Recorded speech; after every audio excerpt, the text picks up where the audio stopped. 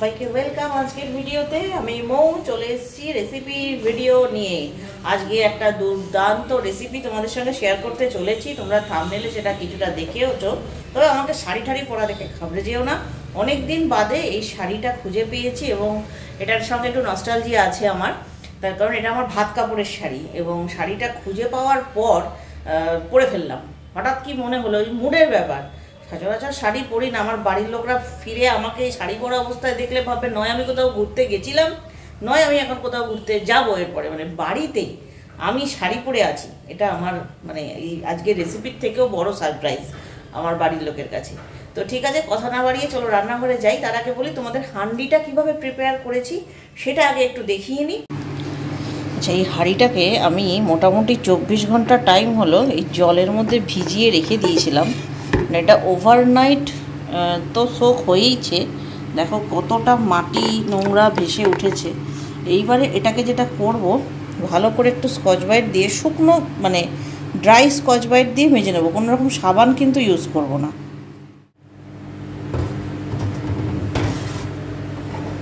এটা আমি ফ্লিপকার্ট থেকে নিয়েছি, 319 টাকা এটার দাম নিয়েছে। মোটামুটি 500 রান্না করা যাবে বলছে এতে মাটন, কিন্তু আমার মনে হয় না 500 মাংস এতে ধরবে, তাহলে আর মানে নাড়াচাড়া করার উপায় থাকবে না হয়তো। তবে সেটা না করা অবধি তো আমি বুঝতে পারবো না, কারণ আমারও ফার্স্ট টাইম। ওই একটা একদম ড্রাই নতুন আমার কাছে স্কচ ব্রাইট আছে, জাস্ট জলের মধ্যেই ধোবো, ধুয়ে হাঁড়িটাকে ভালো করে মানে পরিষ্কার করে নেবো একটু।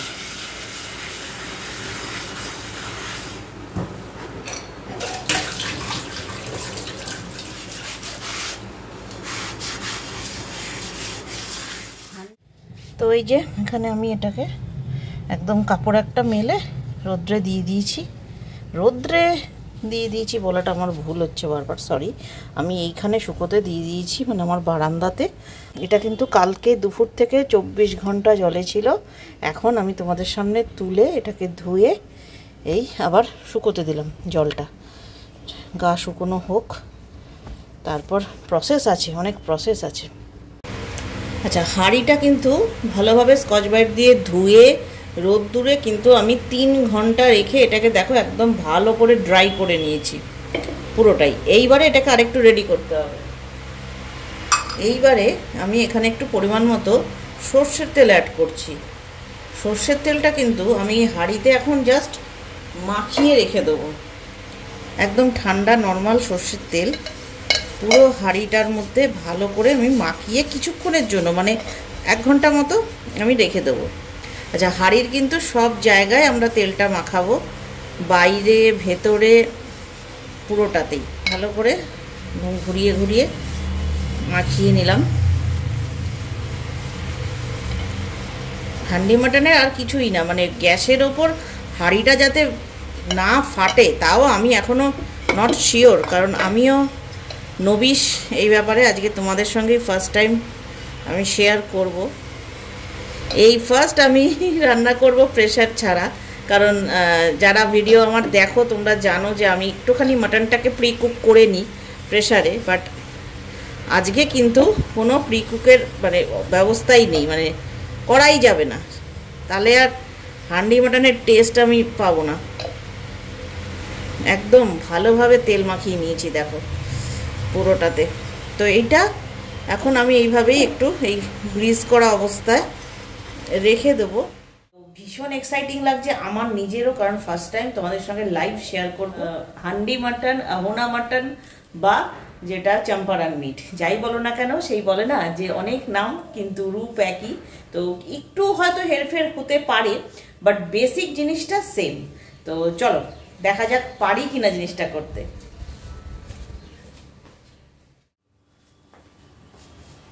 তো এই হচ্ছে সেই হাঁড়িটা তোমাদেরকে বললাম যে আমি তেল মাখিয়ে রেখে দিয়েছিলাম। দেখো তেলটাও কিন্তু পুরো সোক করে নিয়েছে, ভেতরে কিন্তু আর একটুও তেলও নেই, মানে একদম হালকা একটু জাস্ট লেগে আছে। মানে কতখানি সোক করে তাহলে বোঝো একটা হাঁড়ির ভেতরে তেল জল ব্যাপারটা। তো এই হচ্ছে আমার সেটআপ।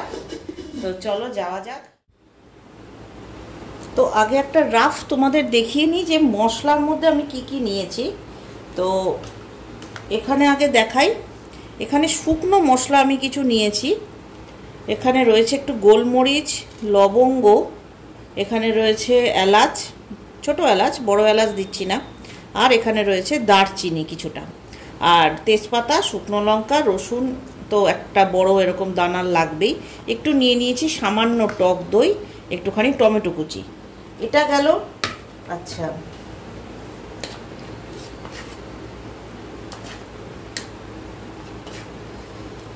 আমি আস্তে আস্তে এবার দেখাতে আরম্ভ করি, কারণ এই তো ফার্স্টেই চলে যাবে মাটনটা। আমার হাঁড়িটার যে সাইজ, সেই সাইজটাতে মোটামুটি কতটা মাটন হলে ঠিক হবে আমি নিজেও ঠিক জানি না এই মুহূর্তে। মোটামুটি ধরে নাও 550 কাছাকাছি মাটন আমি এখানে নিয়েছি। এখানে একদম কুচো করে রেখেছি পেঁয়াজ, মোটামুটি বড় দুটো পেঁয়াজ আছে এখানে, এগুলোকে আরও একটু হাত দিয়ে ছাড়িয়ে ছাড়িয়ে দিয়ে দেবো। একদম লাচ্ছার মতো করে কাটা আছে এখানে পেঁয়াজটা, দেখতেই পাচ্ছ, একদম ঝুরঝুরে পেঁয়াজ।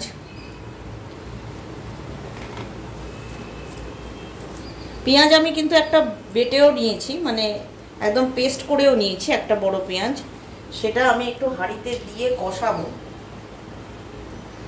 আচ্ছা, এই পেঁয়াজটা আমার গেল। এবারে অবশ্যই ঘরে তৈরি যে আমার আদা রসুনের পেস্ট থাকে, এটা মোটামুটি বড় টেবিল চামচের 1 চামচ আমি দিয়ে দিলাম। আচ্ছা, যে টক দইটা রেখেছিলাম, 1/2 চামচ টক দই,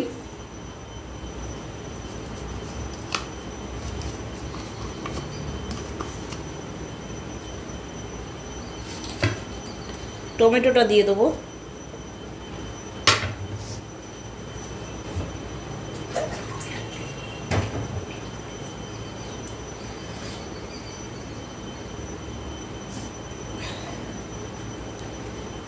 টমেটোটা দিয়ে দিয়েছি। এইবারে যেটা দেব, একটা তেজপাতা, একটা শুকনো লঙ্কা আমি একটু তেলে ফোড়ন হিসাবে ইউজ করব, আর একটা এখানে আমি ভেঙে দিয়ে দিচ্ছি, মানে পুরো বিষয়টাকে আমি মাখবো। আচ্ছা, গোটা গরম মশলার মধ্যে আমি 2টো গোটা এখানে দিলাম, আর একটু দারচিনিও দিয়ে দিচ্ছি, গোটা, সবটাই কিন্তু গোটা যাচ্ছে। আর কটা আমি জাস্ট নিয়েছি এখানে গোলমরিচের দানা, এ কটাও আমি দিয়ে দিলাম, আর কটা লবঙ্গ, এগুলো কিন্তু গোটা যাচ্ছে। কাঁচা লঙ্কা দিয়ে দেবো সামান্য। তারপর আমি গুঁড়ো মশলাটা আলাদাভাবে ওরকমভাবে তোমাদের দেখাচ্ছি না। কাঁচা লঙ্কাটাকে আমি অল্প করে একটু ফ্লেভারের জন্য আর কি এখানে 2 ভাগ করে দিয়ে দিলাম, বেশি কুচোবো না কিন্তু। আচ্ছা, এবারে আসি হচ্ছে মেন মশলাতে। আচ্ছা, একটা জিনিস তোমাদের দেখাবো, আমি একটুখানি সামান্য মেথি পাতা নিয়ে নিয়েছি, যেটা কসুরি মেথি পাতা, ওটুকু দিয়ে দিলাম। পুরো জিনিসটা প্রচণ্ড ফ্লেভারফুল, তো সেটাই আর কি মাথায় রাখতে হবে আমাদের, মানে সব রকম ফ্লেভার এখানে যাবে। এবারে আমি দিয়ে দেবো হলুদ, মোটামুটি 1.5 চামচ মতো আমি হলুদ ইউজ করলাম। ধনে গুঁড়োটা অপশনাল, তোমরা চাইলে দিতেও পারো, নাও দিতে পারো। আমি ইউজ করছি কিন্তু খুব সামান্য, আমার না দিলেও চলে, বাট একদম সামান্য 1/2 চামচ মতো আমি ইউজ করছি। তার কারণ আমি যখন রান্নাটা একদম ফাইনালি ডিশ আউট করব, তখন কিন্তু আমি ধনে পাতা ইউজ করব, র ধনে পাতা, সেই জন্য আমি দিলাম না। আচ্ছা, কাশ্মীরি রেড মির্চ দিয়ে দেবো একটু বেশি পরিমাণে, মোটামুটি এই চামচের 2 চামচ মতো আমি দিয়ে দিলাম। কালারটা একটা ফ্যাক্টর।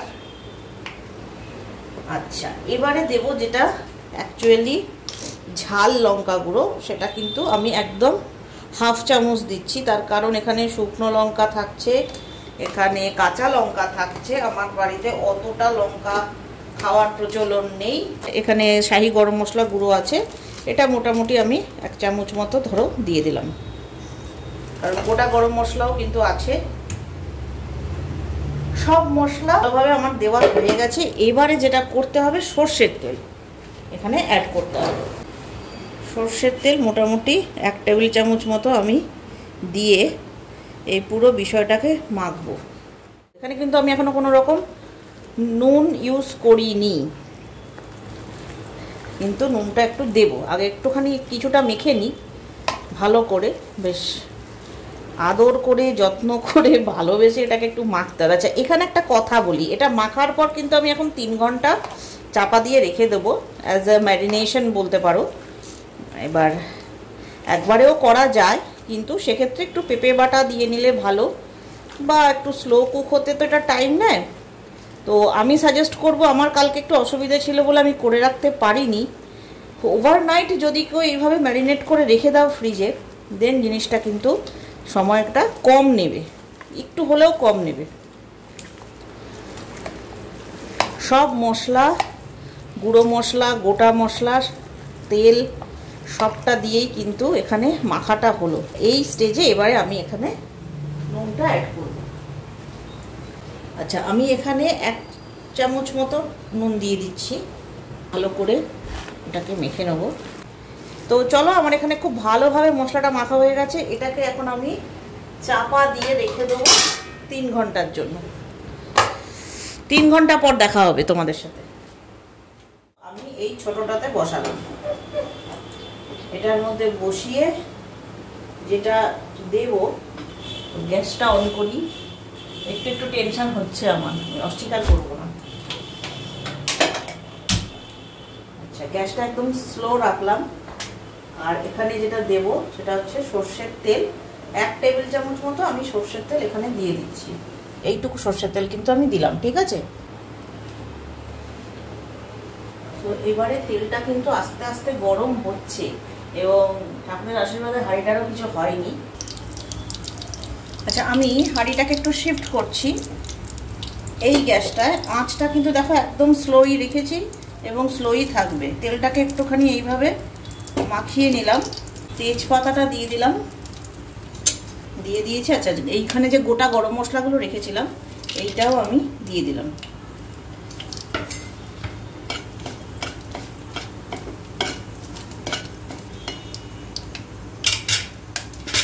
শুকনো লঙ্কাটা দিয়ে দিলাম।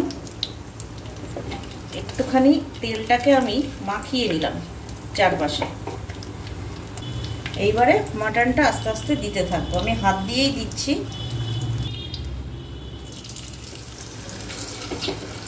আচ্ছা, একটুখানি মাটন আমি এখানে দিলাম, কিন্তু এবার যেটা করব, একটু কাঁচা তেল, এটা কিন্তু আমি পরে অ্যাড করছি। এর ওপর দিয়ে দেখো চারপাশ দিয়ে একটুখানি কাঁচা তেল আমি দিয়ে দিলাম। একটু আঁচটা হালকা বাড়াচ্ছি, বেশি না।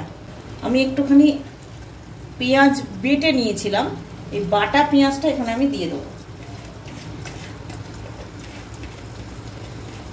এটা কিন্তু আমি এইভাবে কেন পরে করলাম সেটা তোমাদের বলছি, কারণ মাটির হাঁড়ি তো, ফার্স্ট টাইম এটাতে রান্নাটা হচ্ছে।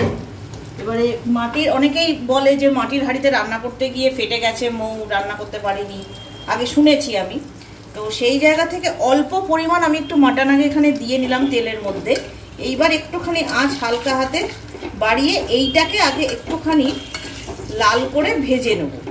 এই পেঁয়াজটাকে এর মাটনের সঙ্গে, অল্প মাটনের সঙ্গে যে পেঁয়াজটা গেছে, খুব বেশিক্ষণ নয় যদিও, কারণ অল্পই আমি একটু মাটন এখানে দিয়েছি। এই স্টেজটাতে আমি একটুখানি কালারের জন্য অ্যাড করব চিনি, একদম অল্প সামান্য। এবারে এটাকে একটুখানি নাড়াচাড়া করে নেব। পেঁয়াজটা জাস্ট গলবে সেইটুকু টাইম আমি দেব। এইবারে আমি বাকি মাটনটা দিয়ে দেবো। এটা হচ্ছে কি বলতো, হাঁড়িটাকে একটু প্রিপেয়ার করে নেওয়া, যে তোমার ভেতরে এতগুলো জিনিস রান্না হবে ফার্স্ট টাইম, তুমি বাবা সহযোগিতা করো। তো এই চলে গেল সবকিছু একদম দুর্দান্তভাবে। একদম ফার্স্ট টাইম আমার এই হান্ডি মাটন, হুনা মাটন বলো বা যাই বলো। এইবারে এটার সাথে দিয়ে দেবো রসুনটা। রসুনটা একদম ভেতর দিকে ঢুকিয়ে দিয়ে দেবো, ভালো করে ধোয়া আছে, রসুনটা ভালো করে ধুয়ে নিতে হবে। হাঁড়িটাকে আমি চাপা দিয়ে দেবো, মিডিয়াম আঁচে জিনিসটা আছে। এইভাবে হাঁড়িটা চাপা দেওয়া থাকবে এখন কিন্তু কিছুক্ষণ। আমি কিন্তু একদম আঁচ স্লো করে দিয়েছি, ঠিক আছে? আমি এখনই আটাটা দেব না, কিছুটা রান্না হবে, আমি আগে একটু দেখে নেবো অবস্থাটা কীরকম হয়েছে এর, তারপর আমি এটাকে আটা দিয়ে একদম সিল করে দেবো। আচ্ছা, মোটামুটি কিছুক্ষণ হয়েছে, এবারে আমি একটু খুলবো, একটুখানি নেড়ে দেবো, মানে নিচের মাংসগুলো ওপরে, ওপরের মাংসগুলো নিচে করে রসুনটাকে আবার একটু ভেতর দিকে ঢুকিয়ে দিলাম। হ্যাঁ, রান্না কিন্তু হচ্ছে। এবারে আস্তে আস্তে এটাকে আমি চাপা দিয়ে এবারে সিল করে দেবো একদম। এখন বাজে ঘড়িতে 1:15। আমি এখন সিলটা করব, মোটামুটি 1 ঘন্টা লাগবে টাইম আমি যা দেখতে পাচ্ছি। তো আমার এই ময়দাটা একটু বেশি জল হয়ে গেছে বলে একটু সামান্য সর্ষের তেলই দিয়ে নিলাম মাখার সুবিধের জন্য, মানে লাগাতে যাতে সুবিধে হয়। এবারে আমি হাঁড়ির এই চারপাশ দিয়ে সিল করে দেবো।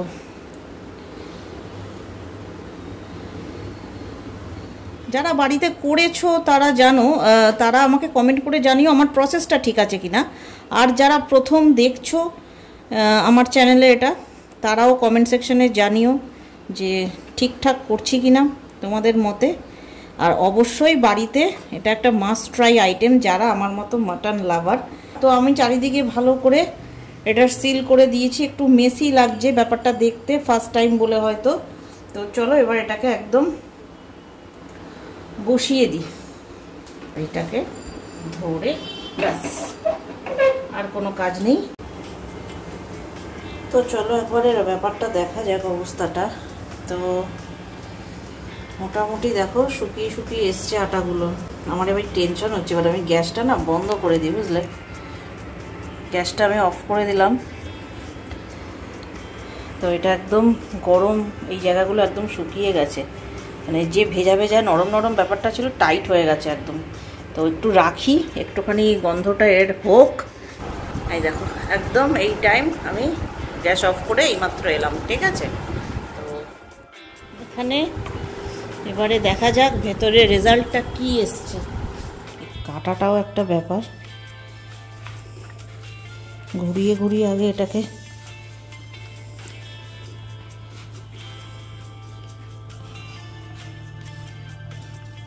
বাবা টাইট হয়ে গেছে। তো একটু সময় ধৈর্য সবই লাগবে।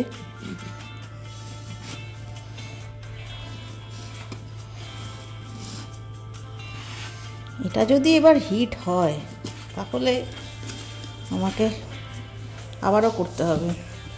তবে কি বলতো, হাঁড়িতে মাটির বাসনে দেখেছি আমি, একবার রান্না যদি হয়ে যায় তখন আর সমস্যা থাকে না। এইবারে কাটা আমার কমপ্লিট। ও চলো ফার্স্ট লুক। দেখো দেখো, এটা আবার একটুখানি ময়দা পড়লো, সরি। যাই হোক, বাট ও একটু হাতা দিয়ে তুলে দেখাই। এটাতে সাকসেস পাওয়া মানে বিরাট ব্যাপার, কতটা তেল বেরিয়েছে। মাটনের যে একটা চর্বি আছে সেটা, রসুনটার কি অবস্থা দেখি, ওহো যা গন্ধ বেরিয়েছে, গন্ধটা মারাত্মক। এই হচ্ছে রসুনটা। তো একদম দেখুন হাড় থেকে খুলে বেরিয়ে গেছে গো। 1 ঘন্টা পুরো টাইম নিল আমার, আর কমেছে। মাংস সেদ্ধ হয়ে একদম ভরা মুখ অবধি ছিল।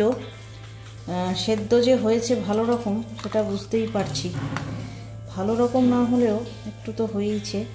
আর এইবারে একটুখানি কুচিয়ে ধনে পাতা, যার জন্য ধনে গুঁড়োটা আমি কম ইউজ করলাম। এবার যারা ধনে পাতা খাও না, ভালোবাসো না, তারা এটা স্কিপ করবে। এইবারে পুরো জিনিসটাকে মিশিয়ে নেব। ওফ টেরিফিক হয়েছে ভাই, ওফ জাস্ট একটা ক্লোজ। দেখো কেমন হয়েছে জানো? ঝাঁপি খুলল। আমি দেখছি আমাকে আমার সহধর্মিনী হান্ডি মাটন পরিবেশন করবে, করেছে গন্ধটা একটু শুকিয়ে বেশ ভালো। আবার এবার একটু বলো। অদ্ভুত অদ্ভুত অদ্ভুত মানে জানো, অদ্ভুত অদ্ভুত। মাংসটা একদম গলে যায়নি তো? তাহলে আবার খেতে না, পারফেক্ট হয়েছে, পারফেক্ট, গন্ধটাও এসছে। খুব ভালো গন্ধ এসছে। মাটির হাড়ির যে পোড়া মাটির একটা গন্ধটা এসছে, বেশ ভালো হয়েছে। এর থেকে বেশি, হ্যাঁ এর থেকে বেশি সেদ্ধ হলে আবার সেই গলে যায়, খেয়ে মজা। সেদ্ধটা মানে মোটামুটি কিরম অবস্থা একটু দেখাও তো।